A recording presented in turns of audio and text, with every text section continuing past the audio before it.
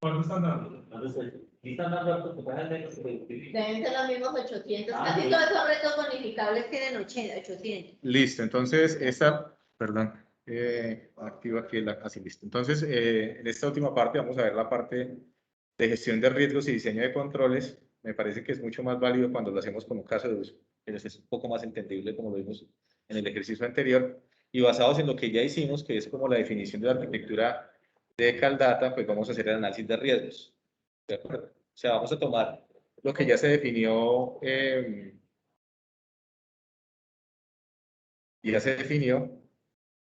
es esto, no? Que tenemos personas, procesos, tenemos servicios, tenemos componentes a nivel de aplicaciones, tenemos servicios como la infraestructura LAN, infraestructura de almacenamiento de servidores, etcétera, etcétera. Si se fijan, estos son los componentes ya desde el punto de vista de la arquitectura, pues si uno pensaría que a qué le debo hacer yo un análisis de riesgos, se le debo hacer es a esto. O sea, no hacer análisis de riesgos es a eso. Por eso cuando muchas veces nos preguntan a nosotros por qué no estamos haciendo, qué es un análisis de riesgos de seguridad de la información, debemos considerar que dentro de los análisis de riesgos de seguridad de la información no solamente está el componente tecnológico, sino también está el componente a nivel de procesos, y también está a nivel del componente de usuario final, o la persona que está haciendo uso de las aplicaciones. Porque gran parte de los riesgos, perdón, me desconcentro. Gran parte de los riesgos, toca separarlos. Sandra y Diana. Toca separarlos porque que gran parte de los riesgos que nosotros identificamos precisamente es del lado, en este caso, de los usuarios finales de las aplicaciones de Caldata. Bueno, entonces voy a entrar a presentarles a ustedes el Excel. Perdón, no es este Excel. O la plantilla que seguimos para hacer análisis de riesgos. Los voy a presentar de una manera muy sencilla. Ya ustedes pueden generalizar más adelante la aplicación de la matriz de análisis de riesgos. Entonces, una de las cosas que, digamos, que podemos nosotros identificar como un activo de información, vuelvo y repito, son personas, tecnología, procesos, el entorno mismo donde estamos trabajando, etcétera. Como Caldata tiene un gran componente que son los datos y la información que se está procesando, pues obviamente esas fuentes de datos, no vamos a especificar cuáles porque el análisis de riesgo no nos permite, no es necesario especificar la hoja de Excel A, la hoja de Excel B, simplemente hay fuentes de datos. Esas fuentes de datos se pueden perder, se pueden hurtar, etcétera, y vamos a tener vulnerabilidades. En este caso, la amenaza es que existe una pérdida de información. La vulnerabilidad ante esa posible pérdida de información es que no tengamos copias de seguridad. ¿Y por qué se identificó esto? Porque resulta que gran parte de la información que se gestiona en Caldata, en el caso Caldata, se hace en los computadores de Juan Carlos Mora, de la otra persona que trabaja con Juan Carlos Mola, por ejemplo, un Sebastián, si me hago entender, y ellos no hacen parte de la organización, no tienen computadores de la organización, y esos computadores están expuestos todo el tiempo en la calle. Entonces, la recomendación que se hizo, bueno, y eso puede generar pérdidas de disponibilidad, porque obviamente tendríamos que volver otra vez a recopilar todos los datos en caso de que ellos pierdan sus computadores. Entonces, para mitigar ese riesgo, pues lo que se hizo fue solicitarles a través de Luzmari que gestionaran una carpeta o un lugar, un repositorio compartido dentro del SharePoint para que todos trabajaran con la información importante dentro del SharePoint. Así como lo hacemos en la unidad de sistemas que tenemos todas las carpetas allí. Entonces, la propuesta que se les hizo es que tengan un SharePoint para procesar todos los datos o para mantener todos los datos que se requieren dentro de la unidad. Bueno, voy a entrar a detallar aquí un poquito más para que ustedes se fijen cómo se llena esta matriz. Entonces, primero, activo de información, no es necesario colocar el nombre del archivo, solamente el tipo de información.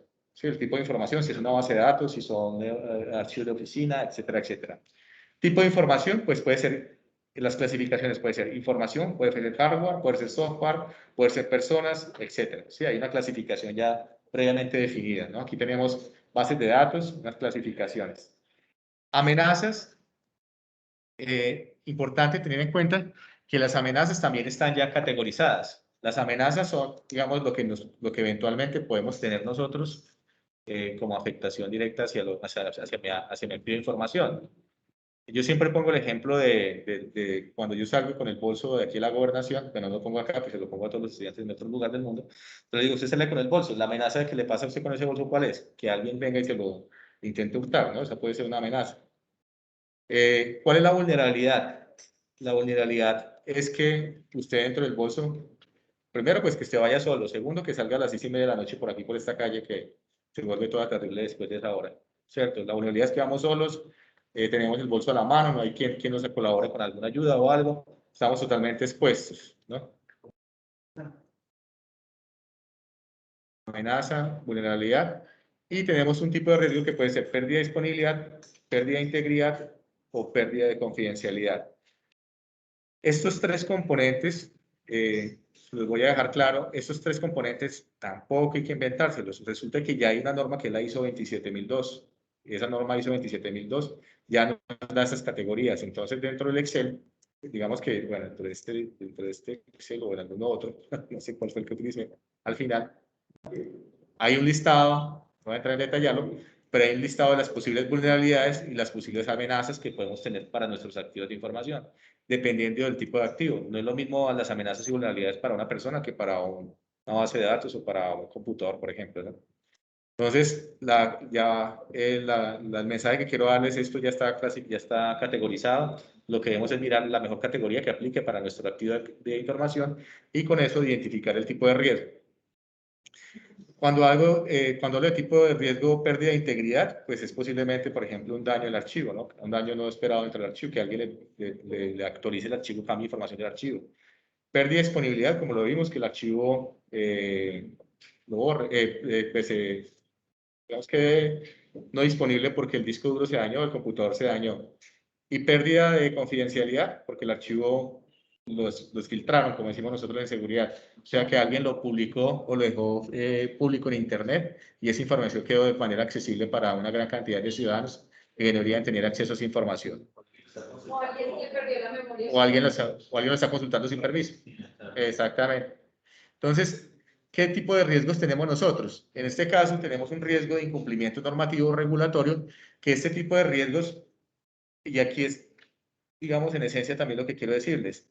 Dentro de la metodología de riesgos también está en la descripción de los tipos de riesgos. O sea, no hay que inventarse nuevamente el riesgo porque ya están clasificados dentro de la metodología que utilizamos nosotros a través del DNPB, que creo yo que es la que está definiendo esta metodología.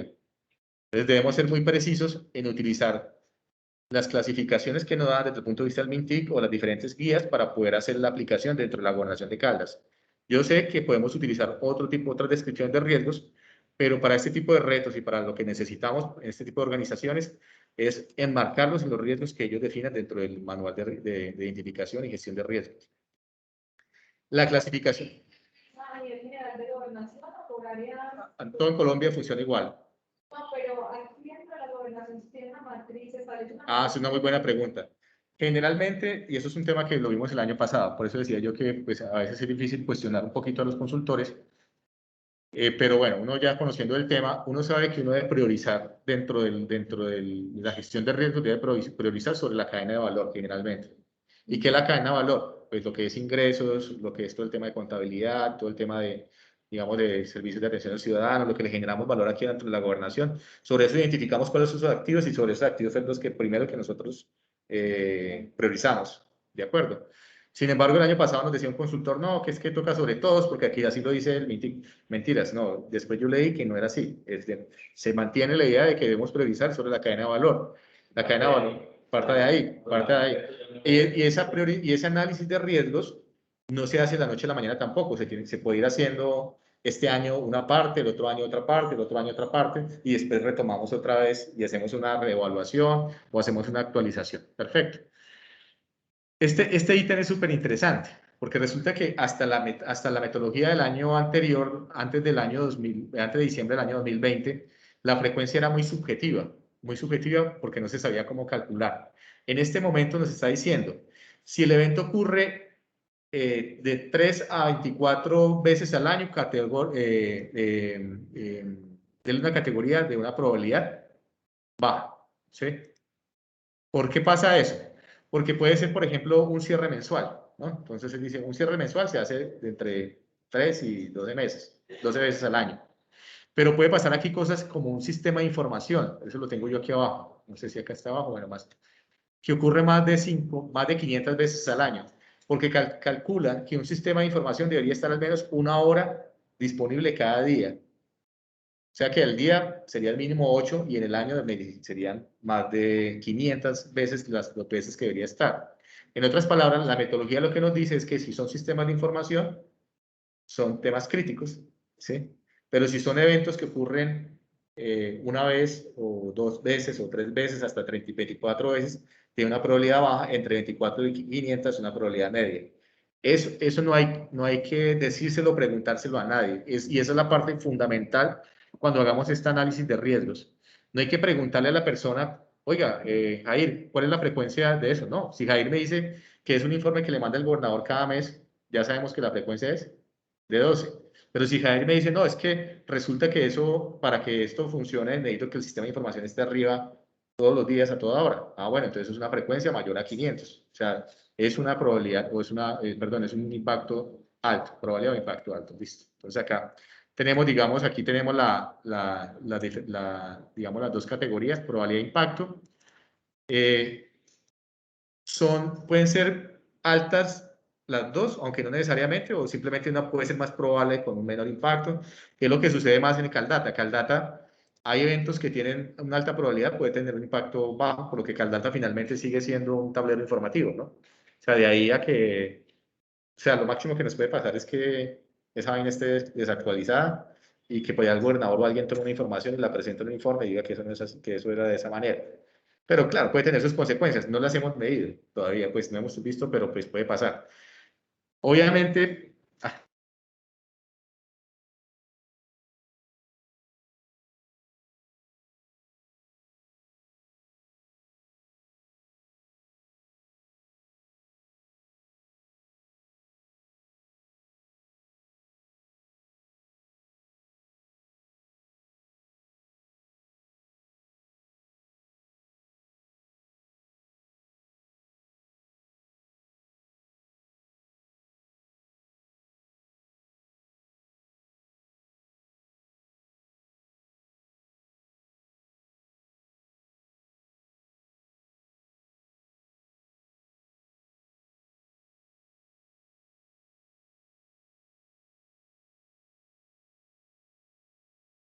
De pronto va a detectar cosas que yo no me he dado cuenta. entonces, ese tema, señor, perdón. A ver, no, ahí está grabando. Entonces, estos dos componentes también están clasificados, tienen un cuadro también, probabilidad de impacto también tiene su propio cuadro, o sea, no hay que inventarse la rueda, ya saben ustedes, ya tendrían ustedes de acuerdo al cuadro, definen si es baja, alta, media o alta, tanto probabilidad de impacto. Todo eso es Caldata. Esto es Caldata, sí, lo que pasa, los activos de Caldata. Y ya la zona de riesgo aparece si es baja o media alta, perfecto.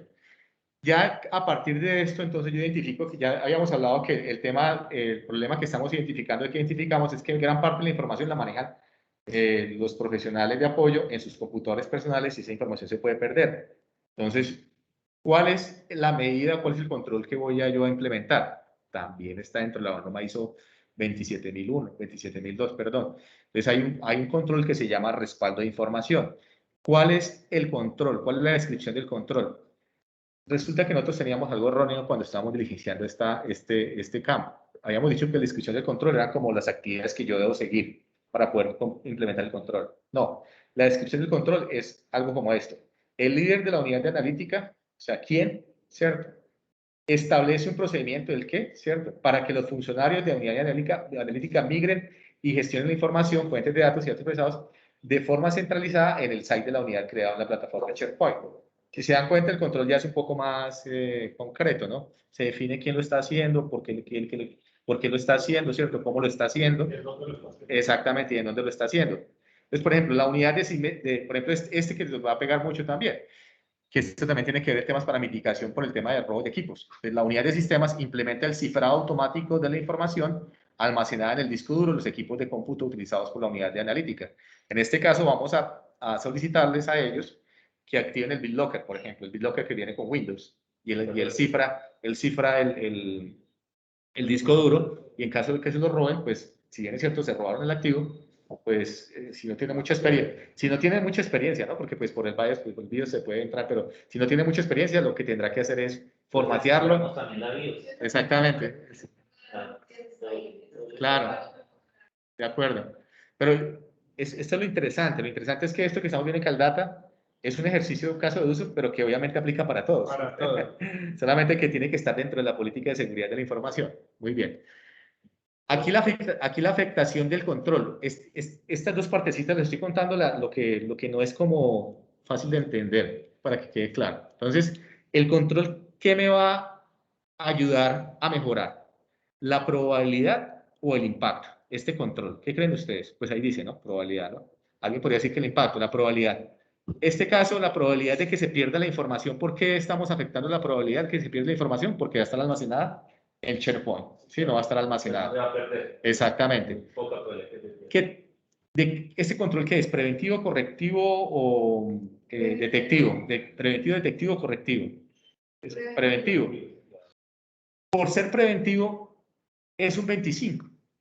Ah, pero ¿por qué no es 15? ¿Por qué no es 10? No, es que la tablita dice que los preventivos son Dan peso. peso. Los correctivos son 10, los detectivos son 15. No sé si me hago entender. O sea, preventivos, perdón, sí, los detectivos. Está formulado. Menores. Sí, porque lo más importante es prevenir. Ya corregir no tiene tanto tiene peso. Exactamente.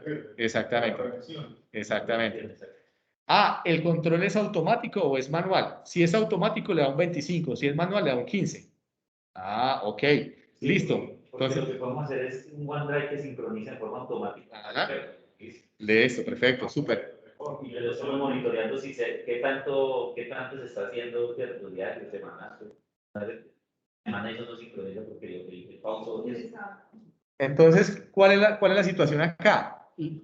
Con este control estoy minimizando la probabilidad, ¿no? Entonces, la probabilidad se va a disminuir en un 40, pero ¿por qué no le 40? De 15 más 25 da 40. Si me hago entender, la suma este más este da 40. Entonces, de este primer L9, que era la probabilidad de 40, ¿cierto? Lo voy a bajar el 40%. El 16 puntos de 40 son 24. ¿Por qué el otro no bajó? El del impacto. Porque este control no está hecho para disminuir el impacto, sino la probabilidad. Si estuviera diseñado para los dos, sí, pero en este caso la apunta generalmente a uno de los dos. Entonces se mantiene el tema del impacto. Entonces puede haber controles que apliquen para probabilidad, como puede haber controles que apliquen para el impacto, y de acuerdo al control, pues se va a disminuir si es automático o si es preventivo, etcétera, etcétera.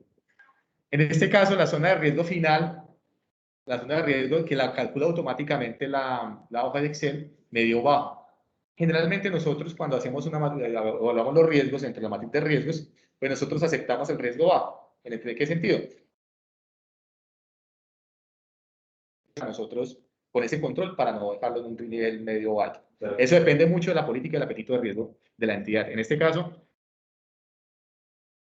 el apetito de riesgo de la Gobernación de Caldas, no lo sabría decir. Si me preguntan a mí cuál es el apetito de riesgo de una compañía privada, como decir de una compañía de servicios públicos, pónganle ustedes cuánto puede ser.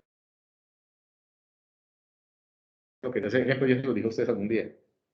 Se los digo a ustedes. ¿Cuál es el apetito de riesgo con su carro? ¿Pérdida total o qué? No, que no haya riesgos, que no le pase nada, porque esté cubierto contra todo. No, el apetito de riesgo de su carro es... ¿Sí me hago entender? O sea, usted arriesga tanto, el deducible, perdón, el deducible, no la póliza, sino el deducible de la póliza.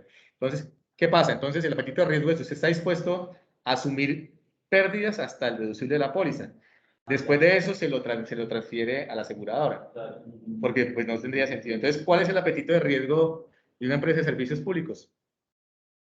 Usted que trabaja en Figas, póngale, ¿cuánto es una póliza de Figas anual? Son 2 millones de dólares, 3 millones de dólares. 4 millones de dólares. Ellos no van a desembolsar, ellos no van a afectar ninguna póliza si la pérdida no es superior a eso. ¿Sí? ¿Cuál es el apetito de riesgo de la gobernación? No lo sabemos. Pero ¿qué es lo importante acá? Y eso me pasa mucho cuando trabajo en empresas privadas.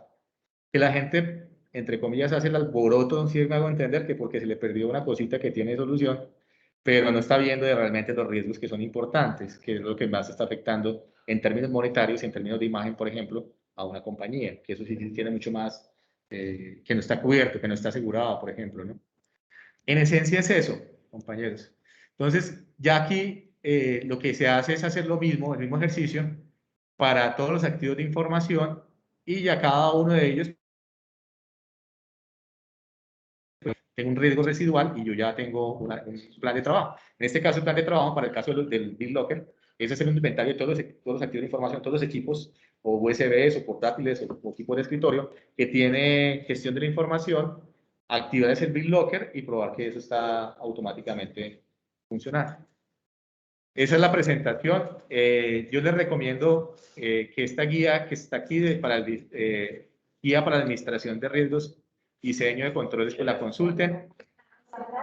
Y también, no me queda el tiempo, pero les quiero decir que además de todo, nosotros de manera juiciosa, el año pasado, en Almera montamos gestión de riesgos de tecnología. Nosotros el año pasado, con la colaboración del equipo de Almera, voy a intentar acá, perdón, aquí digamos, aquí hay un tema de riesgos, discúlpeme. Sí, porque yo le dije ¿a quién? Le dije yo a Jairo Bando, que es el que gestionó los riesgos, se hizo una matriz de riesgos. Yo le dije, Jairo, Jairo, resulta que es que, perdón, ustedes entran aquí por mapa de procesos. Dentro de mapa de procesos van a encontrar, creo que es estratégicos.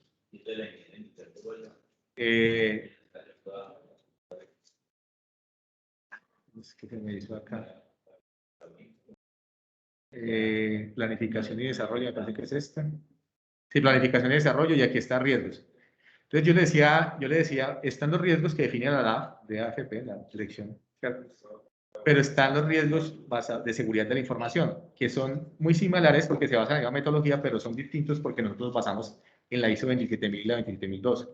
Cuando ustedes utilizan esta matriz de riesgos que definí yo dentro de Almera, ustedes ya van a encontrar todos los insumos, o sea, ya van a encontrar los insumos de qué tipo de activos de información se necesita, qué tipo de vulnerabilidades, qué tipo de amenazas pueden encontrar. Si me hago entender, ya está todo parametrizado. ¿Qué es lo interesante? Que al ser esto parte de un sistema de gestión, digamos, del sistema de calidad, pues esto ya es inherente, ¿no? Ya usted le puede hacer seguimiento. Si tenemos una auditoría de control interno, venga, no, es que yo tengo los riesgos aquí mapeados. Si me dicen, oiga, es que usted no gestiona los riesgos, no, sí, señor, yo lo gestiono. No, esa es la idea, ese es el reto. Nosotros normalmente los procesos de contratación nos exigen una matriz de riesgo.